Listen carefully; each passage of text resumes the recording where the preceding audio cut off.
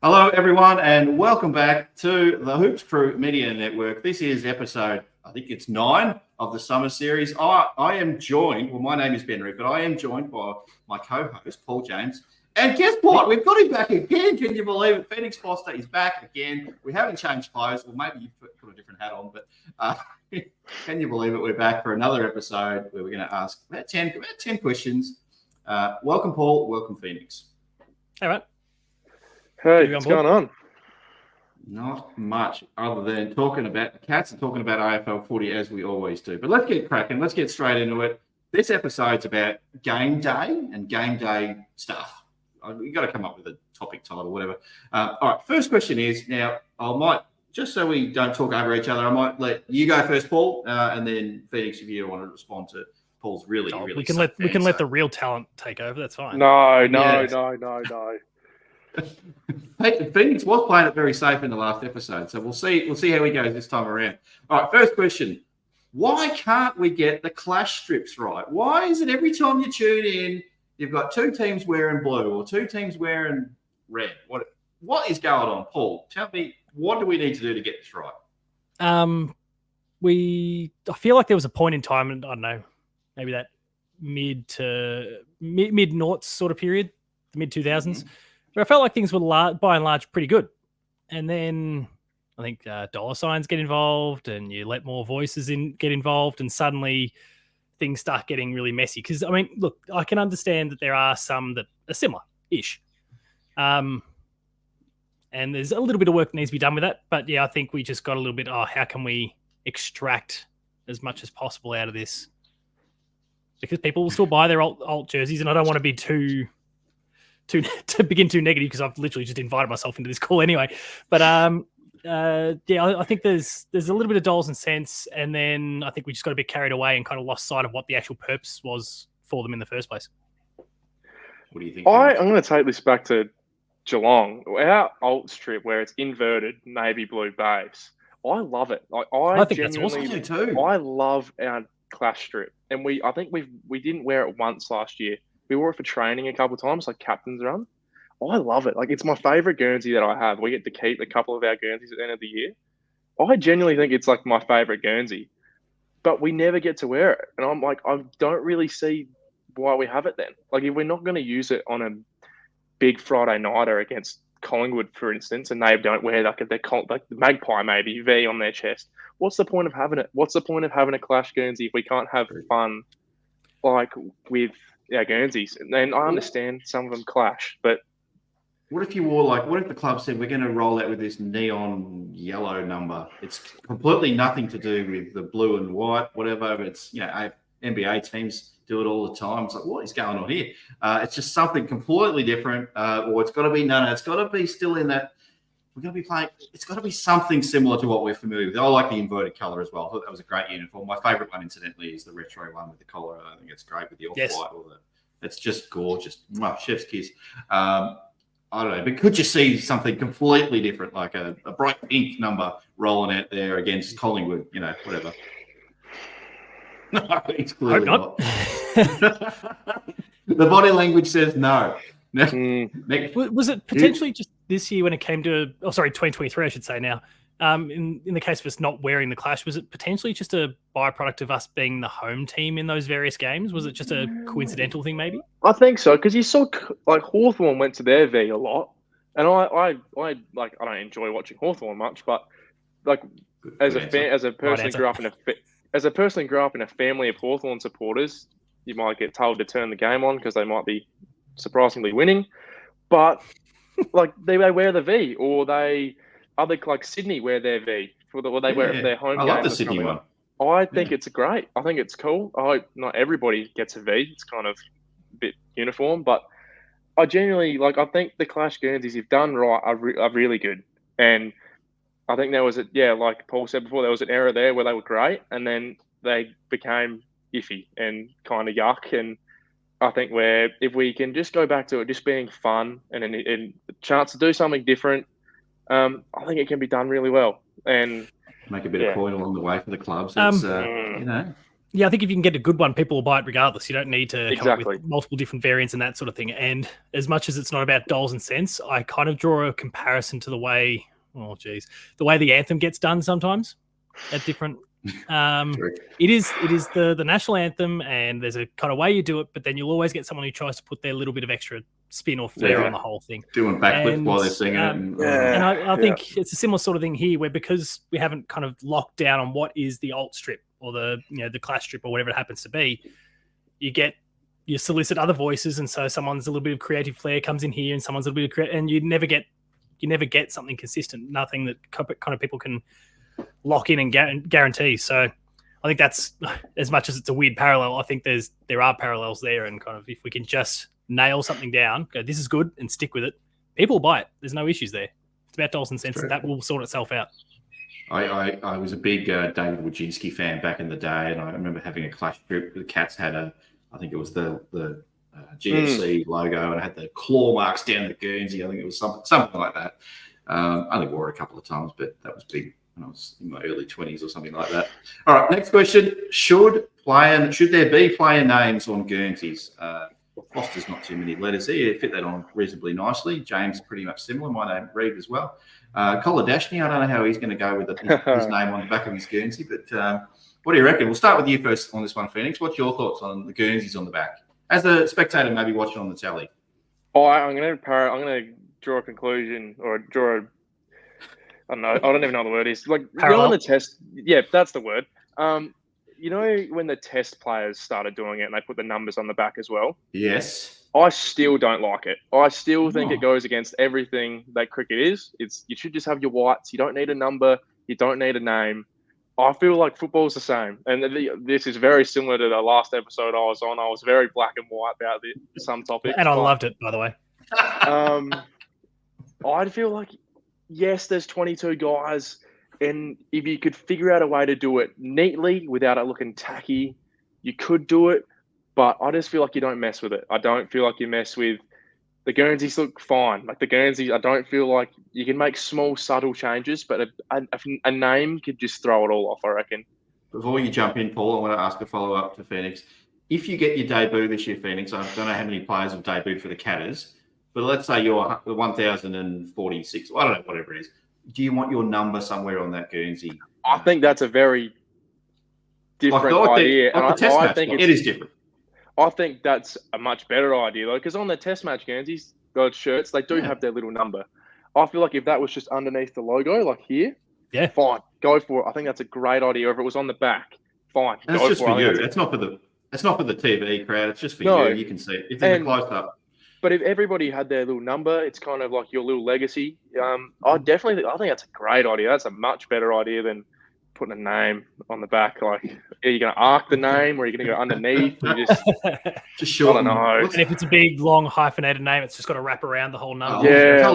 It's just like Special K, I reckon. That's just what it's just something. You might go nickname Guernsey then if it's too long. I love a nickname Guernsey. I love that. Anyway, Paul, what do you think? Straight that. I'm pretty much with Phoenix. I actually love that number sort of idea too. I think that's a really cool little thing. I guess a bit like what Phoenix and I discussed when we had our episode about premierships and kind of maybe the little trophies or something that are kind of sitting on the jerseys there. I think pretty similar and work really well. When it comes to the names, no, I'm completely against it. The numbers, and I guess the history of the number on the back is very, very different. Of course, there's that many players on the ground. There's so much movement. Having a number is a very important tool to be able to pinpoint someone from a pack of players.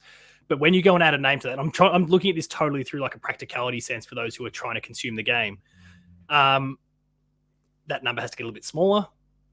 It's smaller again if it's a big hyphenated name. No offense to those people, but you're going to take up even more real estate. So that thing gets smaller, and it actually becomes harder for the people. Imagine the people up in the nosebleeds, not necessarily wanting to be in the nosebleeds, but are there, and they can't. It's hard enough to see as it is.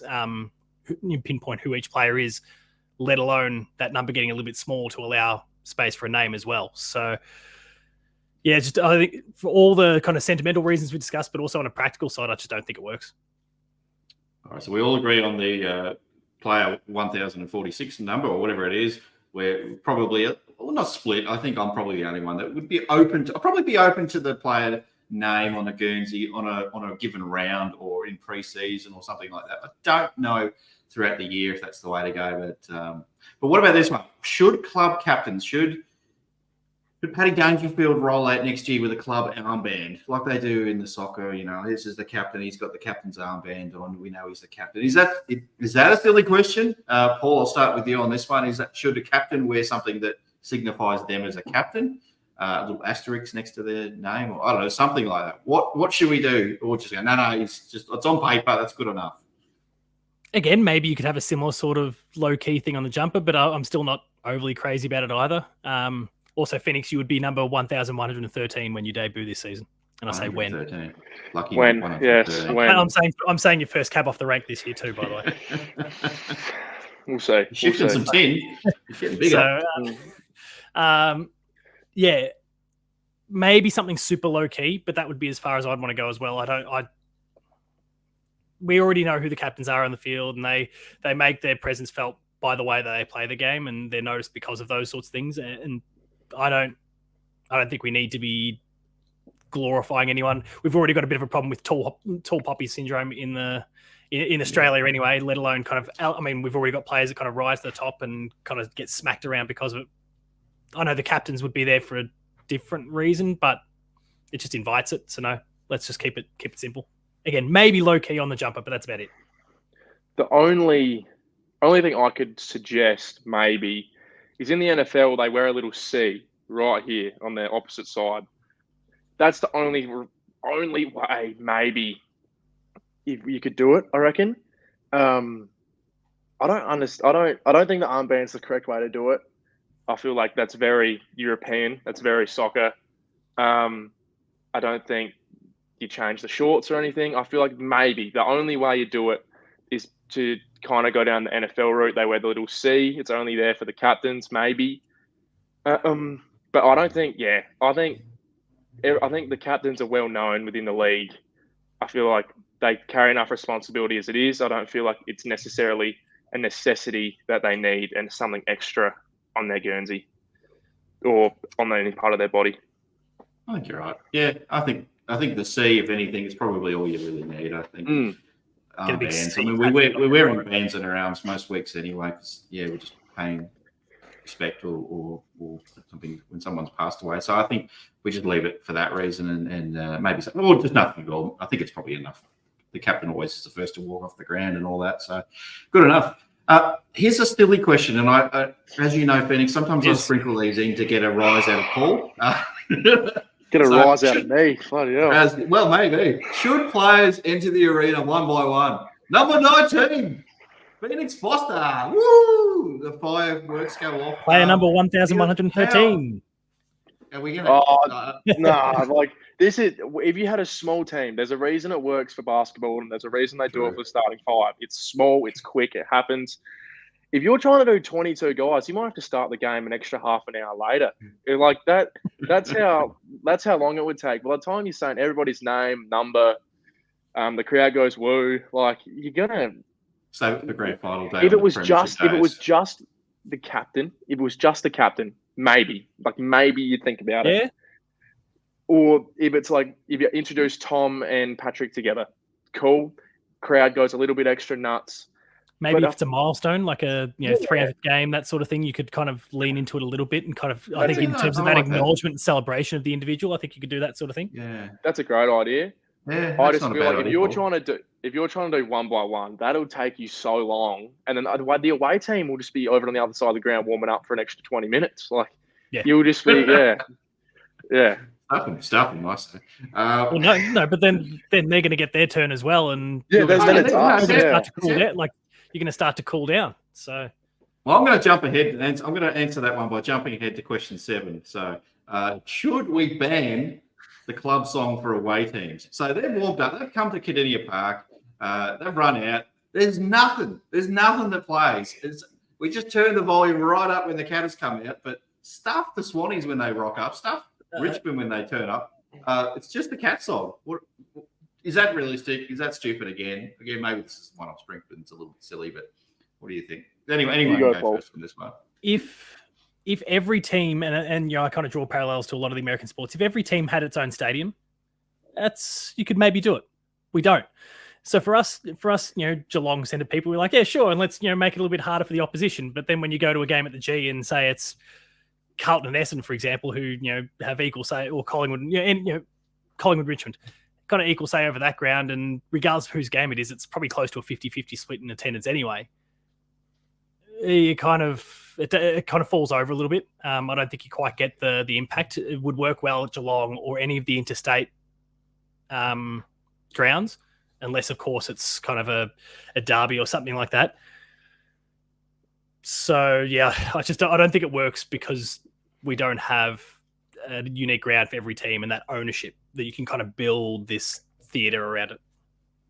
I feel like it would be, like Paul said, if every team had their own ground, you could do it, and it might just be like, here come the Sydney Swans over the PA, and it'd be really full flat and be like real flat, like real flat. The Swannies. But I feel like there's also, we play the club song as like they've got fans there. It doesn't matter like where you are in Australia, the other team will always have some fans, and it's more of a respect thing, I reckon, more than anything. Is here comes Sydney, we'll play their song. Maybe we turn it down a couple decibels so it's not as loud, but. Yes.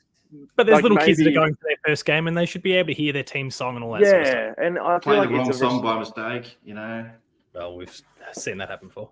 That I feel like it'd be funny. It would be genuinely hysterical if every team had their own stadium and we just didn't play the away song and they just got announced over the PA. That would be hysterical until it's your turn to run out in Optus when it's massive. There's 7 Geelong fans there, and it's like, this is daunting. But or you're in the MCG and it's a Collingwood home game and you've got every single Collingwood fan booing the life out of you and you've got no resistance. It's just boos and no club song, nothing. So it'd be interesting. It might be a little bit intimidating, actually. You don't want to debut to that. No, you'd be rocked, absolutely rattled. Or you might feed off it, or you might really you could. You might buy into it, but it's interesting. I think it's a funny idea, and if executed properly, could be fun. We just accidentally, I don't know who plays the song or whose job that is at the club or in the AFL, but maybe just give them 20 and say, maybe just don't push the button when they run out and see what happens, just for a laugh. All right, let's straighten up and come back. Let's come back a bit. Should we answer number 5, Paul? I don't know. Should players from the away team be introduced? I mean, the home team aren't really like, you kind of get the low key thing over the scoreboard. We do it definitely, but the screen. It's on the screen. Yeah, it kind of shows who the sponsor might be and that sort of thing. But it's not really nows per se. It's not baked into the pre-game sort of theatrics. Nah. Which means you'd then have to start doing that formally at every single game to then allow something for the opposition. So no, I think it's a pretty easy no for that. Yeah, one. You just leave that one alone, I reckon. Yeah, I think it's pretty straightforward. Now, this one, I think there's a change in the AFLW for this question. So, do away teams or should away teams need to wear white shorts? I think the AFLW said no. We just go with your primary colour or a different colour. I don't know why we just get changing the short colour every week. I actually like Geelong wearing the white shorts because I think that suits our uniform a lot better. But for other teams, I don't know why they feel the need to. Collingwood, I'm happy for them to wear black shorts all the time. I just don't know why you need to make the change, but maybe I'm on my own with that one. I feel like it's just always been a thing, hasn't it? Just you go away, you wear the white shorts. I don't know. I understand why. I understand why you wouldn't do it if it didn't clash. Like unless you're Sydney, they never wear white shorts, do they? So they always wear the red shorts, don't they? Yeah, I believe so. Yeah. I think. Yeah, but I feel like I can't think of the last time I saw him not in red, but I haven't been playing close enough, I guess. But I think if we play Collingwood, the navy and the black's too similar, so somebody has to change. Or I don't know, like if Essendon and Richmond have the same black shorts on, but it's only got a 2 little red and yellow stripes down the side, it's probably not enough of a differentiator, I don't reckon. Yes, they've got a different coloured sash, but I feel like that to look at on TV, that'd be very, very funny. See, I chuck Richmond in the yellow shorts for that one, or Essendon with the red shorts. I reckon rocks. I love that. Occasionally, it used to be something from back in the 90s or the 80s, but so maybe it doesn't have to be white though. Is what I'm saying. Yeah, maybe something that actually matches with the jumper itself rather than this color or that color. I feel like Geelong get caught out though because we are whiten maybe. Yeah. So I feel like Yeah. we're in a bit of a bind there. But no, I understand what you mean. If you just went to a different colour altogether, yeah, it could work. You happy with that, Paul? Yeah, no real great expansion, I think, to that one at all. All right. Next question. Should we ban, and this isn't my feeling, when I asked the question, it's not my personal feelings, but should we ban cheer squad banners? Should we run out? Do we even run through them these days? Are we just kind of lifting them up and, or do some of the players even just run around the outside sometimes because they got these superstitions? But I feel for the cheer squad members because they put so much time and effort into it, but it just seems to be not what it used to be in the 90s and the 80s and the early 90s. Maybe not so much. To be fair, they were much poorer. Like the quality of them was much worse, so they would just Yes, get exactly. when the players go Yes. through, and so there's the real theatric around it, just smashing open. Well, less so. I think there was probably less tape, and so there's more chance of it just disintegrating as players go through it, rather than these days where they're incredibly well made, and yeah, you could potentially knock someone's head off if you're not if they're not careful. I feel like if we went back to them just disintegrating as we ran through it, it'd be way more players would be way more inclined to just bash through them. But no, I haven't ran through one of ours yet. Soon, hopefully, fingers crossed. Definitely. But 1-3. yeah, I watch from the stands, and then they all just go under it. They all just lift it up, or they might take a tiny bit with them. But yeah, if they were just made a little bit less heavy duty and a little bit less robust, maybe they disintegrate a tiny bit, and it's a bit more of a show. But I feel like you have to keep it though. Yeah, like the cheer squad, they rock up every week. I don't feel like that's something you get rid of. Don't use the packing tape around for the cellophane or whatever. Just let them burst through something. It's something that you're actually going to give away. I don't know. Yeah, maybe some buttons or who knows. Paul, I kind of want to know why the actual. I mean, yeah, why they've kind of become so much more heavy duty. Why did we move away from that? Was it because the AFL didn't want kind of everything shattered all over the ground beforehand? If that's part of it, then you're not going to, I guess, go back the other way in terms of the quality of the make of these things, at which point things will just continue the way they are. I mean, I guess the core idea of going through the banner, I'm totally for it. It's a great way to send a message to the fans for sponsorships. You've also got one side, you can kind of do that. Again, when it comes to milestones, it's an opportunity to celebrate that as well. And do we I don't follow every single international sport, but do we really have that elsewhere? No, I think we might be the only sport that does it. I reckon club songs at the start and a banner. It's very Australian. Well, it's very AFL, I probably should say. So I'm all for it sticking around just because of that reason. That's kind of unique as well. Yeah. Tell you what I want to say. I want to unique. When you get your debut, or either your debut, you probably can't run through the banner first when you make a debut, Phoenix, because I think that's probably Paddy's job still.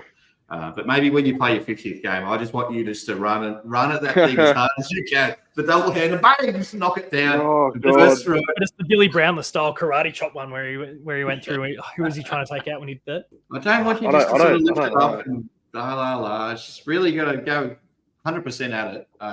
It's funny though, because I like to be last out the race, so I don't feel like I might not even be. There might not even be like a banner to go through. I might just have to like run through a little tear in the middle. I don't know. Might have to maybe change it up for one game. But if I play badly, I'll feel into the shorts and keep it for later. Yeah, just chuck in the sock or something, maybe. Yeah, we'll see. We'll see. All right. Should the AFL introduce a morning game? So when I say, okay, so let's not talk about 8 o'clock in the morning. What about if we start a game at 11:30 in the morning on a Saturday or a Sunday? Are we open to that? If that helps staggering out, the TV fixture throughout the day. As someone who loves to sleep in, no. I think we need more 2 o'clock games though, or 2:30 games. I feel like that's a must. I feel like, yeah, most of the general viewing public are doing stuff at probably a local sport at 2 o'clock. But this is my opinion. I think 2:30 is the best time slot to play football in any league, anywhere. I think it's middle of the afternoon.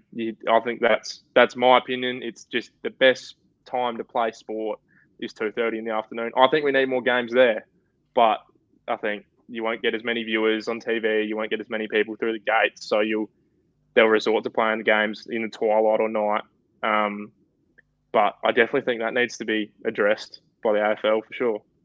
Paul, you've got a couple of little kids at home. Are you thinking it works better for you to get them there at 11:30 in the morning, or you need a little bit more time to get them going?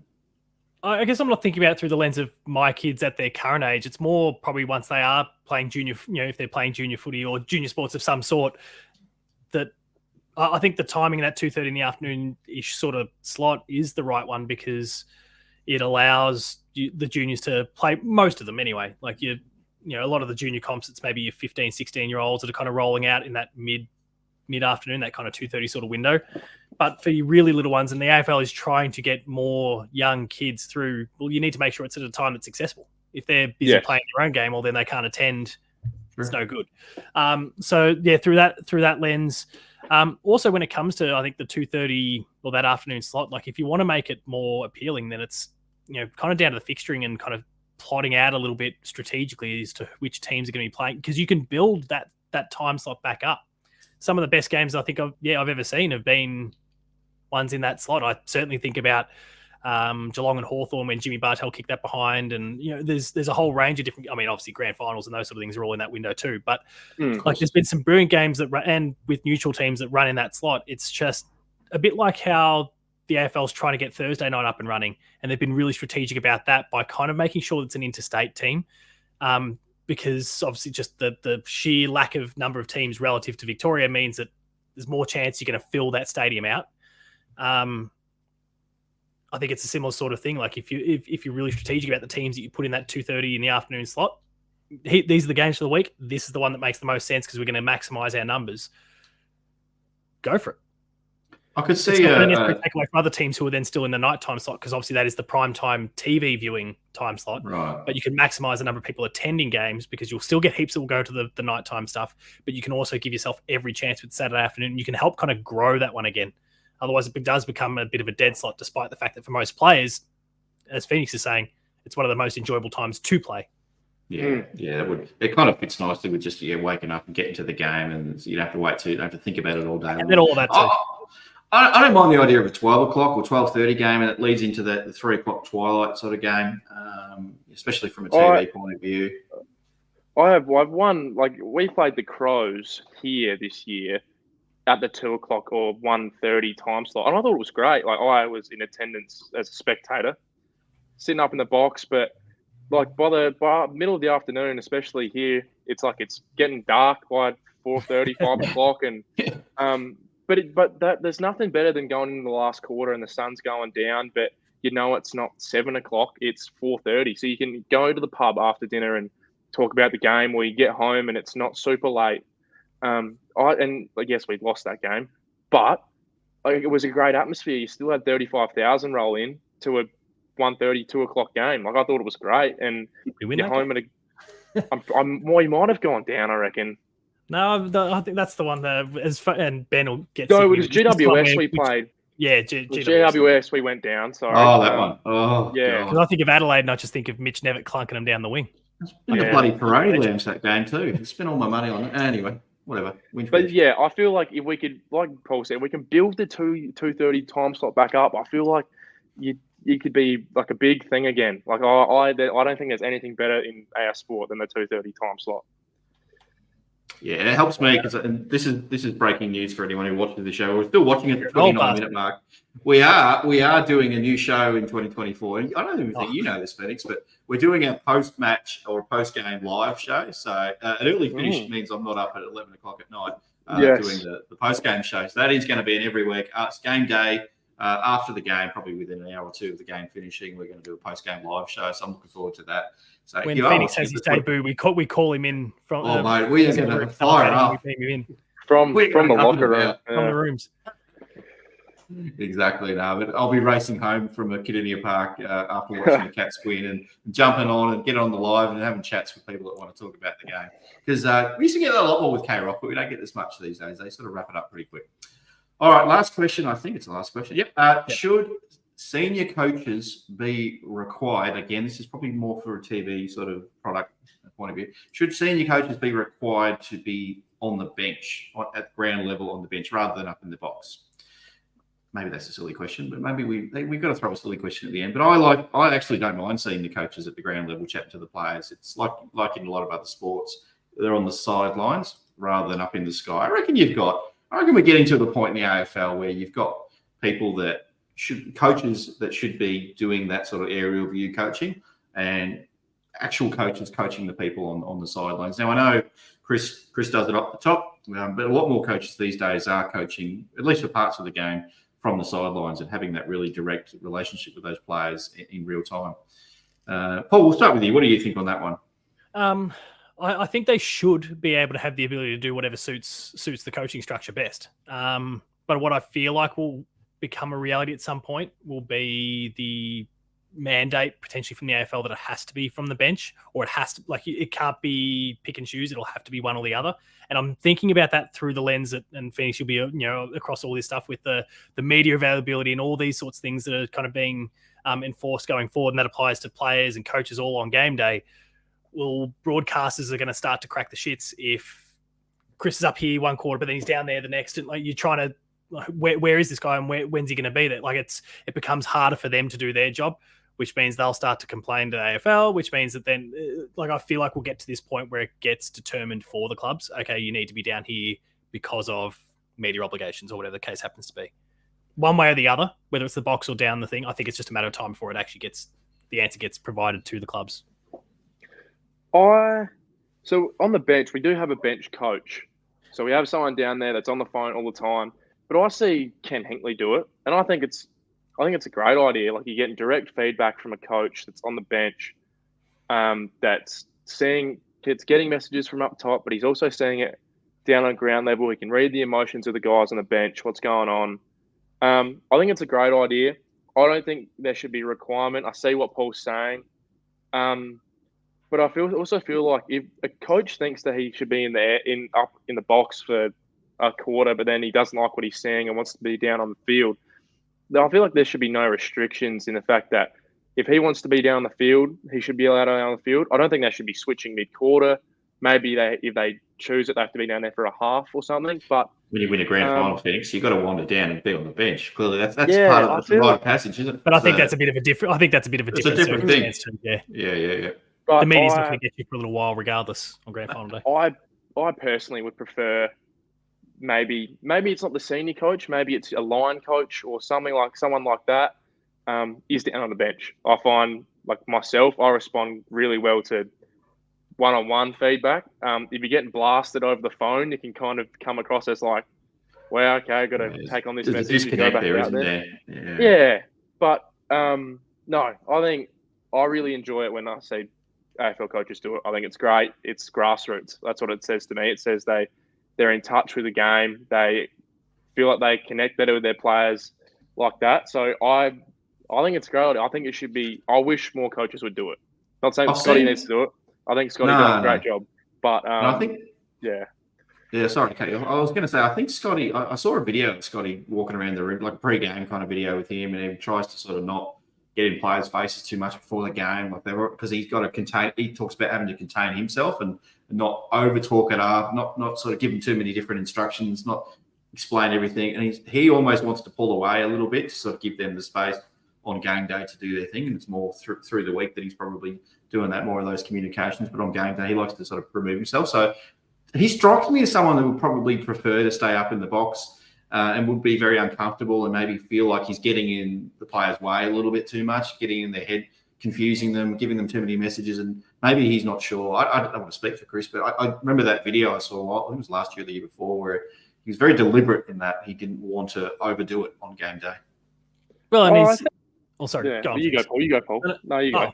Well, I mean, my observation, like, he's obviously so well spoken in terms of the way he kind of communicates messages and those sort of things, and I think that's brilliant. But we do also see the footage of him in the box and the fist pumping, like the celebratory ones, like overly animated at times, or even just the when a bad umpiring decision. I feel like a bit of it's also him going, I can't trust myself not to do something stupid here, which actually, I mean, for as much as obviously the direct, being able to have that one-on-one is really valuable, I'm sure for a lot of players a lot of the time. I think also if not necessarily bad body language, but potentially the wrong body language is being displayed. That can actually have a negative impact as well. And so, again, I think that kind of lends to that whole coach's discretion where, okay, well, where am I best going to be able to support the players here, especially if that, and I imagine Scotty's still not the sort of person who gets on the other end of the phone and absolutely tears strips off someone. Maybe he is. But it gives the coach the opportunity to still do what's right for them and the dynamic, whilst still, to Phoenix's point, having people down on the boundary that are still good, trustworthy people that you're able to talk with and get that direct feedback from. That's going to be help service your game. I think it's a really interesting one. Like I think the way that Scotty does it, he's a great operator. He knows what he's done. He's done it for so long now. I don't feel like he needs to change anything that he does, because I feel like he's stuck in his routine. He knows what gets the job done. If he wants to stay out of the way of the players, there's a couple of players I would stay out of the way from pre-game. Pretty scary, walking around just being a spectator. I can only imagine what it's like to be a player. But like it is.